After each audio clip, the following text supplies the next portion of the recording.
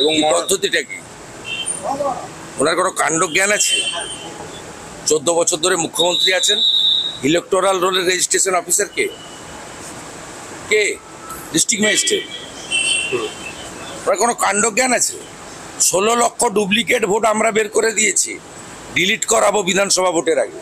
আজকে আবারও দিল্লি উড়ে গেলেন মাননীয় বিরোধী দলনেতা শুভেন্দু অধিকারী, এবং দিল্লি উড়ে যাওয়ার আগে সাংবাদিকদের সঙ্গে যখন মুখোমুখি হচ্ছিলেন, মানে সাংবাদিকরা ওখানে কার্যত দাঁড়িয়েছিলেন, সেখানে এই গুরুত্বপূর্ণ কথাটি তিনি বলে গেলেন। দেখুন, আমি আগেই আপনাদের একটা প্রতিবেদনে বলেছিলাম যে শুভেন্দুবাবু তার ঘনিষ্ঠ মহলে বলেছেন যে বিধানসভা 2026-এর আগে 19টি পদক্ষেপ, কার্যকরী পদক্ষেপ তিনি করবেন বা করাবেন, এবং সেটা নিয়ে সুনির্দিষ্টভাবে তিনি কাজ করছেন, দীর্ঘদিন ধরে কাজ করছেন।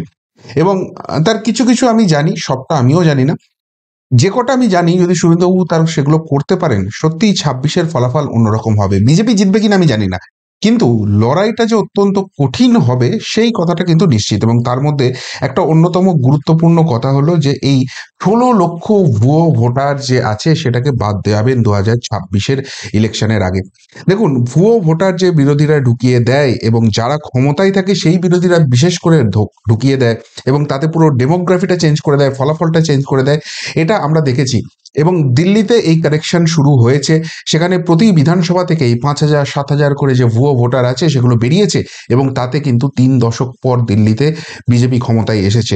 পশ্চিমবঙ্গের চিত্রটাও কিন্তু অনেকটাই বদলে যেতে পারে। আজকে শুভেন্দুবাবু কেন দিল্লি গেছেন এবং দিল্লি গিয়ে কোন কোন গুরুত্বপূর্ণ বৈঠক করছেন, কি হচ্ছে, সেটা তো অবশ্যই আপডেট করব।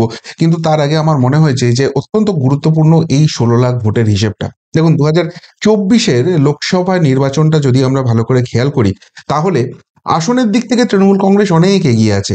তারা 29টি আসন পেয়েছে, 12টি আসন পেয়েছে বিজেপি, এবং সেই হিসেবে দেখতে গেলে 2019-এর থেকে 2024-এ গিয়ে 6খানা আসন কমেছে বিজেপির ধাক্কা। তৃণমূল কংগ্রেসকে এই রাজ্যের মানুষ চাইছে, এমন একটা ছবি উঠে আসবে। কিন্তু ভোটটা যদি ভালো করে খেয়াল করেন, 2024-এর লোকসভা নির্বাচনে 17টা আসন বেশি পেয়েছে তৃণমূল, কিন্তু তারা ভোট কত বেশি পেয়েছে?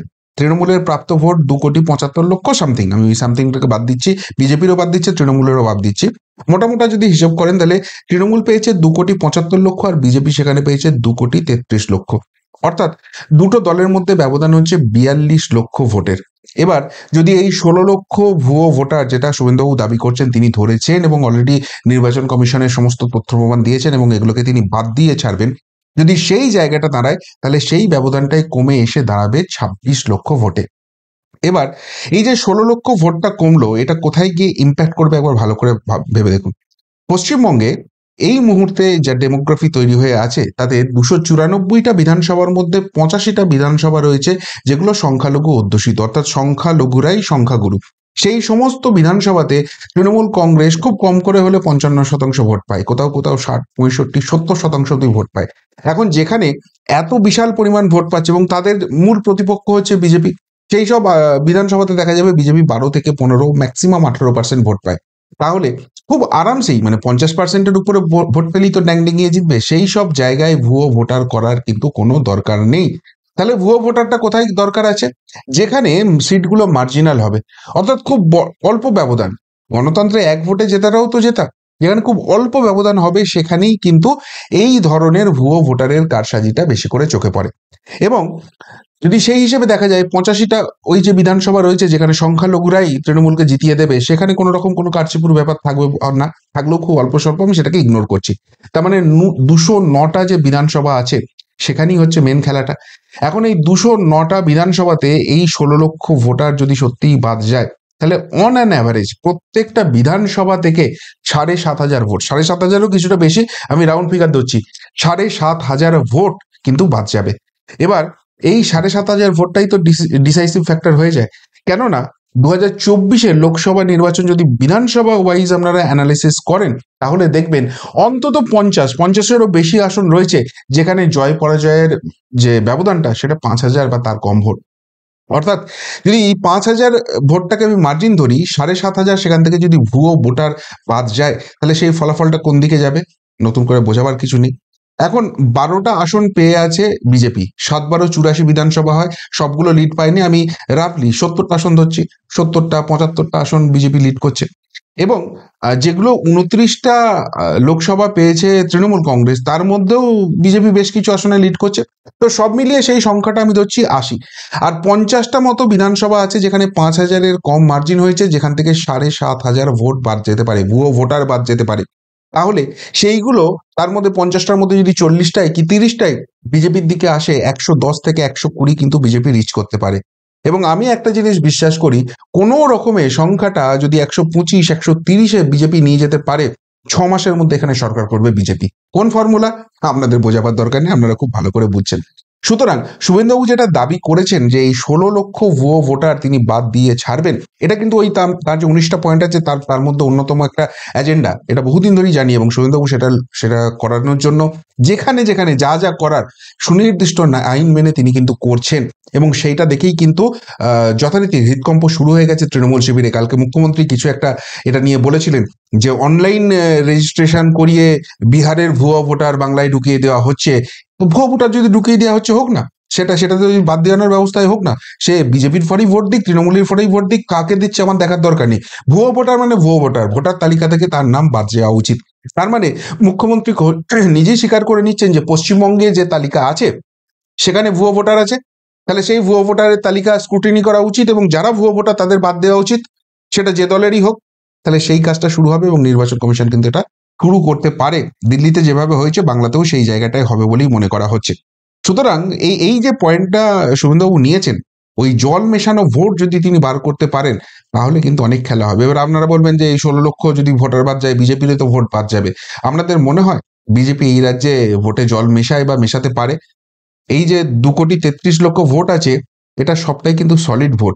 বরং বিজেপির যারা ভোটার তাদেরকে বহু জায়গায় ভোটার তালিকা থেকে বাদ দেওয়া হয়েছে, এটা ফ্যাক্ট। বহু জায়গা থেকে এরকম রিপোর্ট এসেছে। তো যাই হোক, এই 16 লক্ষ ভোট গেলে কিন্তু পশ্চিমবঙ্গের ইকুয়েশন অনেকটা চেঞ্জ হয়ে যাবে, সেটা কিন্তু স্পষ্ট হয়ে যাচ্ছে। এবার শুভেন্দুবাবু দিল্লি গেছেন এবং দিল্লি গিয়ে প্রথম যে কাজটা তিনি করেছেন সেটা হচ্ছে পশ্চিমবঙ্গের প্রাক্তন যিনি গভর্নর ছিলেন এবং বর্তমানে যিনি ভারতের উপরাষ্ট্রপতি, সেই জগদীপ ধনকর সাহেবের সঙ্গে কিন্তু তিনি দেখা করেছেন। এবং তিনি নিজেই নিজের এক্স হ্যান্ডেলে সেটা পোস্ট করে জানিয়েছেন। এবং এই মিটিংটা অত্যন্ত অত্যন্ত ক্রুশিয়াল মিটিং বলে সকলেই মনে করছেন। কেননা যদি আপনারা ওই ক্রোনোলজিটা দেখেন তাহলে কিন্তু সেটা খুব ইন্টারেস্টিং জায়গায় যাচ্ছে। ক্রোনোলজিটা কি হচ্ছে, বর্তমান যিনি রাজ্যপাল আছেন সেই রাজ্যপাল সিভি আনন্দ বোস, তার সঙ্গে নবান্নের একটা বিস্তর দূরত্ব তৈরি হয়ে গিয়েছিল। প্রথমে খুব একটা ভাব ভালোবাসার সম্পর্ক, ওই নীল রসগোল্লা না সবুজ রসগোল্লা পাঠানো হচ্ছে, হাতে করে দেওয়া হচ্ছে, অনেক কিছু আমরা ন্যাকামি দেখলাম। তারপর দুই তরফের সম্পর্ক পুরো বিষিয়ে গেল এবং খোদ এই রাজ্যের মুখ্যমন্ত্রী বলে দিলেন যে রাজভবনে শ্লীলতানি হচ্ছে, আমি তো বাবা কোনোদিন রাজভবনে ঢুকবো না। একদম চূড়ান্ত টেনশনের জায়গায় চলে গেছে দুটো সম্পর্ক। তারপরে আবারও অদ্ভুতভাবে দেখা গেল এখন কোনো ছুতো বার করে মুখ্যমন্ত্রী ছুটে ছুটে যাচ্ছেন রাজভবনে চা খেতে, তার ওই ডায়লগ তিনি ভুলে গেছেন। আবার কোথাও যেন একটা মিশে যাচ্ছে এবং লোকের মনে সেখানেই প্রশ্ন, তাহলে কি সেটিং হচ্ছে? তো সেই সিভি আনন্দ বোসের সঙ্গে রিসেন্টলি আবার কিন্তু নবান্নের একটা বিশাল টাসল শুরু হয়েছে। যে দুই বিধায়ক সায়ন্তিকা ব্যানার্জি এবং ওই রেহাত হোসেন সরকার না মন্ডল কি নাম, ওই দুই বিধায়কের শপথ গ্রহণ নিয়ে নতুন করে আইনি নোটিশ পাঠানো হয়েছে এবং সেখানে কিন্তু একটা টাসেলের পরিবেশ রয়েছে। রাজভবনের তরফ থেকে মামলা হচ্ছে, সেখানে মামলা অ্যামেন্ড করা হচ্ছে নতুন কিছু জিনিস, যেখান থেকে নবান্নের সঙ্গে সংঘাতটা হবে। এই পরিবেশ পরিস্থিতিতে জগদীপ ধনকর সাহেব, যিনি পশ্চিমবঙ্গের প্রাক্তন রাজ্যপাল ছিল এবং এবং এই নবান্নকে কিন্তু নাকে দড়ি দিয়ে ঘুরিয়েছিলেন সাংবিধানিক আওতার মধ্যে থেকে, কোনো বেআইনি কাজ না করি মমতা প্রশাসনকে তিনি বুঝিয়ে দিয়েছিলেন যে রাজ্যপালের ভূমিকাটা ঠিক কি হয়, কতখানি ক্ষমতা তার থাকে।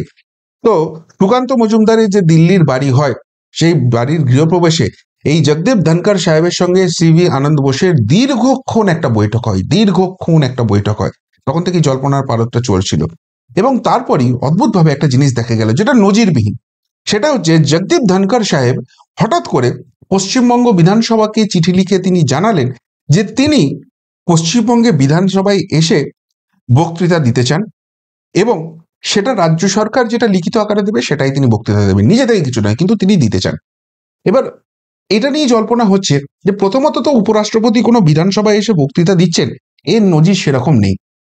কিন্তু যদি দেখতাম জগদীপ ধনকর সাহেব এরকম কাজ করে থাকেন, তিনি অন্যান্য রাজ্যেও যাচ্ছেন, তাহলেও না হয় বোঝা যেত। এই জগদীপ ধনকর সাহেবের সঙ্গে নবান্ন প্রশাসনের একটা বিস্তর দূরত্ব তৈরি হয়েছিল, সেই তিনি পশ্চিমবঙ্গে আসতে চাইছেন বিধানসভায় দাঁড়িয়ে কিছু একটা ভাষণ দিতে চাইছেন এবং রাজ্য সরকার যেটা লিখিতভাবে দেবে সেটাই দেবেন। কিছু তো একটা খিচড়ি পাকছে, বোঝাই যাচ্ছে। এবং সেই জায়গাতে শুভেন্দুবাবু দিল্লি গিয়ে প্রথম বৈঠকটা কার সঙ্গে করলেন? এই জগদীপ ধনকর সাহেবের সঙ্গে করলেন। এবং সেখানে লাস্ট লাইনটা খুব ইম্পর্টেন্ট। তিনি কি লিখছেন? Honourable vice president of India, who is also the former governor of West Bengal, remains curious about the ongoing affairs of the state. পশ্চিমবঙ্গের বর্তমান অবস্থা নিয়ে কি চলছে সেই নিয়ে তিনি খুব কিউরিয়াস এখনো আছেন এবং এই পরিস্থিতিতে তিনি আসছেন। এবার এটা এমন একটা পাশার দান হয়ে গেছে যে জায়গা থেকে যদি নবান্ন প্রশাসন বলে যে না আসতে হবে না, দরকার নেই বাবা, কোথা থেকে কি বলে দেবে, কোথা থেকে বাঁশ দিয়ে দেবে, দরকার নেই, তাহলে একটা চাপ তৈরি হবে। আর আসার পর তিনি কি করে দেবেন সেটাও কিন্তু কেউ বুঝতে পারছে না। এই অবস্থায় শুভেন্দু অধিকারী দিল্লি গেছেন এবং প্রথম বৈঠকটা তার সঙ্গে করছেন। এবং এই যে পুরো জিনিসটা হচ্ছে, সিভি আনন্দ বোসের সঙ্গে জগদীপ ধনকর সাহেবের বৈঠক হচ্ছে, জগদীপ ধনকর সাহেব আসতে চাইছেন, এখানে অমিত শাহজির চাণক্য নীতি নেই, এইটা কেউই মেনে নিতে পারছেন না। সুতরাং পিছনে তো কিছু একটা বড় গেম চলছে। সেই গেমটা কি সেটা হয়তো কিছুদিন বাদে আরো খোলসা হবে, কিন্তু আতঙ্ক বাড়ছে তৃণমূল শিবিরে, সেটা বলা যেতেই পারে। এর মাঝখানে যেটা অত্যন্ত গুরুত্বপূর্ণ হচ্ছে সেটা হচ্ছে, দেখুন, অমিত শাহজির সঙ্গে ডেফিনেটলি শুভেন্দু অধিকারীর একটা বৈঠক হতে চলেছে এবং সেটা যদি হয় খুব ঘন ঘন দুটো বৈঠক হচ্ছে। কিছুদিন আগে ওই দিল্লি বিধানসভা নির্বাচনের প্রচারে গিয়েছিলেন, সেখানে বাংলা থেকে একমাত্র নেতা হিসেবে তিনি অমিত শাহজির বাসভবনে পৌঁছে যান এবং দীর্ঘক্ষণ বৈঠক হয়। এবং সেখানে কি আলোচনা হয়েছে অবভিয়াসলি জানা যায়নি, কিন্তু পশ্চিমবঙ্গের বর্তমান পরিস্থিতি, ইডি সিবিআই এর অবস্থান, বিশেষ করে আরজি কর কাণ্ড নিয়ে সিবিআই এর অবস্থান, অনেক কিছু নিয়ে কিন্তু কথা হয়েছে বলে জল্পনা আছে। যদিও কেউই প্রকাশ্যে এটা নিয়ে মুখ খোলেননি, সুতরাং জানার কোনো ব্যাপার নেই। কিন্তু তারপরেই দেখা যাচ্ছে যে আরজি কর কাণ্ড নিয়ে সিবিআই নড়ে চড়ে বসছে এবং একটা কোথাও গিয়ে ইডি সিবিআই এর চাপ তৈরি হওয়ার পরিবেশ হচ্ছে। এবার দেখুন, যেটা স্পষ্ট হয়ে যাচ্ছে যে একটা রাজনৈতিক স্থিতাবস্থা তৈরি হচ্ছে, সামনের দিনে কোনো নির্বাচন নেই। সুতরাং বিজেপি এই মুহূর্তে তিনটে খুব বড় সিদ্ধান্ত নেবে এবং 2 নম্বর সিদ্ধান্তটা বাংলার জন্য অত্যন্ত গুরুত্বপূর্ণ। নাম্বার 1 সিদ্ধান্ত, দিল্লিতে মুখ্যমন্ত্রী কে হচ্ছেন, সেখানে উপমুখ্যমন্ত্রী কজন হবেন এবং মন্ত্রিসভা কিরকম কি হবে। দিল্লিটা খুব ইম্পর্টেন্ট, কেননা দিল্লিতে আম আদমি পার্টির মতো দাপুটে একটা আঞ্চলিক দলকে সরিয়ে 3 দশক বাদে ক্ষমতায় এসেছে। সুতরাং এখন পালা এক্সিকিউশনের। যদি এই 5 বছরের এক্সিকিউশনে বিজেপি ব্যর্থ হয়, কিন্তু আগামী দিনে বহু জায়গাতে বিজেপিকে ধাক্কা খেতে হবে। দিল্লির দিকে অনেকেই তাকিয়ে বসে আছে, কিন্তু যাই হোক, সেটা দিল্লির ব্যাপার, বাংলা অতখানি ওটা ওটা নিয়ে ব্যস্ত নয়। এবং দিল্লির সঙ্গে বিহারের সেখানে কিছুটা সম্পর্ক থাকবে শোনা যাচ্ছে। পূর্ব ভারতের যারা বিধায়ক হয়েছেন, পূর্ব ভারতের বাসিন্দা, সেই রকম কাউকে করা হতে পারে বিহারের ভোটটার কথা মাথায় রেখে। তো সেটা একটা গুরুত্বপূর্ণ সিদ্ধান্ত। কিন্তু 2 নম্বর যেটা হচ্ছে, দুটো সভাপতি বদল হবে। একটা হচ্ছে সর্বভারতীয় স্তরে, জেপি নাড্ডাজির জায়গায় নতুন একজন কেউ সভাপতি হচ্ছেন, এবং একটা পশ্চিমবঙ্গের জন্য আবারও যিনি সর্বভারতীয় স্তরে হবেন, তার সঙ্গে পশ্চিমবঙ্গের সরাসরি অতটা ব্যাপার নয়, মানে পশ্চিমবঙ্গের রাজনীতি আন্দোলিত হবে এমন ব্যাপার নয়। অবভিয়াসলি তার সিদ্ধান্ত বা তিনি কিভাবে চালাবেন সেটা তো বড় ফ্যাক্টর হচ্ছে, কিন্তু সকলের মনের মধ্যেই প্রশ্ন যে পশ্চিমবঙ্গের রাজ্য সভাপতিটা কে হবেন।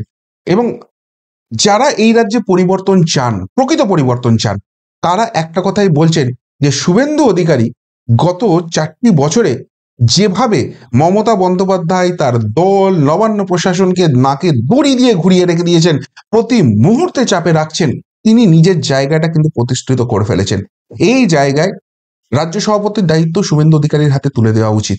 তাহলে যে জিনিসটা হবে, একে তো বিরোধী দলনেতা, তার উপর রাজ্য সভাপতি, তিনি যে কার্যত মমতা বন্দ্যোপাধ্যায়ের বিরোধী মুখ, মানুষের কাছে এটা স্পষ্ট হয়ে যাবে যতই মুখ্যমন্ত্রী না ঘোষণা করুক। এরপরে যদি বিজেপি বলে যে নরেন্দ্র মোদী, অমিত শাহ, জেপি নাড্ডার মুখ দেখিয়ে আমরা নির্বাচন করবো, মানুষের মধ্যে হয়ে যাচ্ছে যে ক্ষমতা এলে শুভেন্দু অধিকারী মুখ্যমন্ত্রী।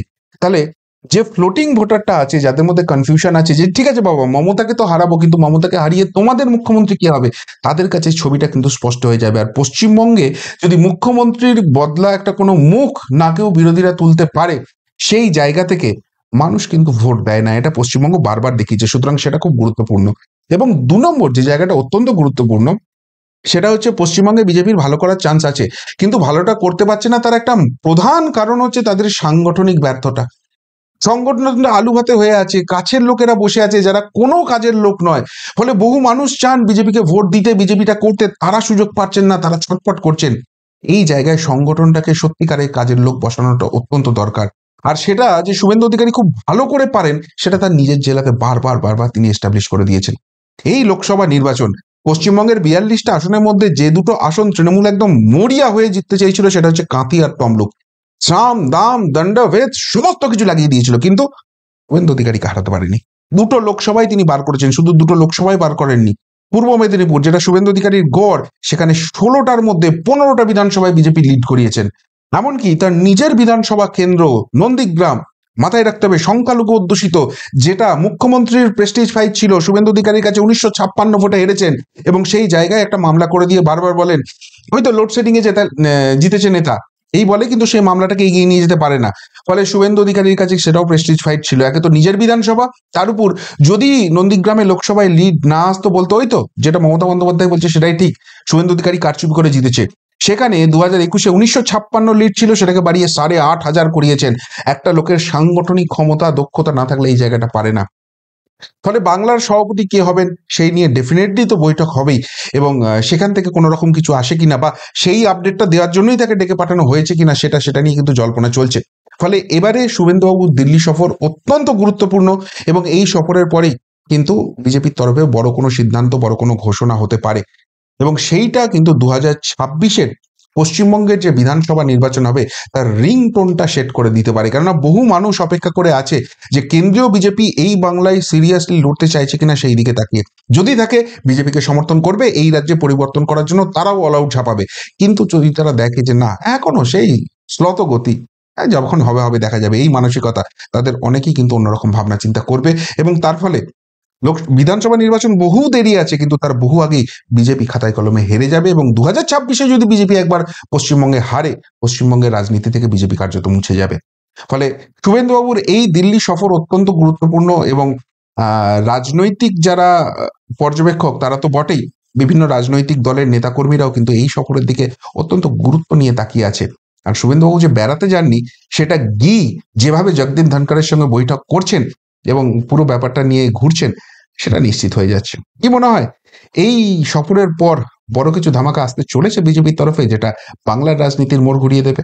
শুভেন্দুবাবু যে 16 লক্ষ ভোটার, জালি ভোটার বার করার পরিকল্পনাটা করছেন, সাকসেসফুল হলে সেটা মমতা বন্দ্যোপাধ্যায়কে বিড়ম্বনায় ফেলতে পারবে? উত্তরগুলো অবশ্যই কমেন্ট বক্সে কমেন্ট করে জানাবেন। এমনটার মতো এখানেই শেষ করলাম, ফেরত আসছি নতুন প্রতিবেদন নিয়ে খুব তাড়াতাড়ি। ভালো থাকবেন, সাথে থাকবেন, পাশে থাকবেন। নমস্কার।